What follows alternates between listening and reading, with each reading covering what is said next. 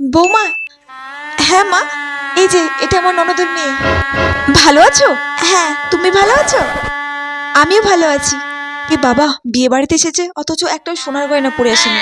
আমিও না কি সব বলি, সবাই কি আমার মতো বড় লোক নাকি? হ্যাঁ মা, আমাদের তো সবার খাওয়া হয়ে গেছে, তোমাকে কত ডাকলাম, তুমি তো আর আসলে না। যাও টেপির মার সাথে বসে পড়ো, ও বাকি আছে খেতে। টেপির মা? ওই কাজের মাসের সাথে আমাকে খেতে হবে এক টেবিলে বসে? কখনোই না, আমি খাবো ওর সঙ্গে বসে। মা, আসলে আমার না এখন খিদে নেই, আমি এখন খাবো না। আচ্ছা ঠিক আছে, পরে খেয়ে নিও খিদে পেলে। হ্যাঁ, আমি পরে খেয়ে নেব। হ্যাঁ, এ বাবা, ওই বউটা তো আমার মতো সেম টু সেম শাড়ি পরেছে, কিন্তু ওই শাড়িটা নিশ্চয়ই কম দামের হবে, নিশ্চয়ই কোনো ফুটপাত থেকে কিনেছে। আমার শাড়িটার মতো দামি হবে না, আমার শাড়িটার দাম তো 1,00,000 টাকা।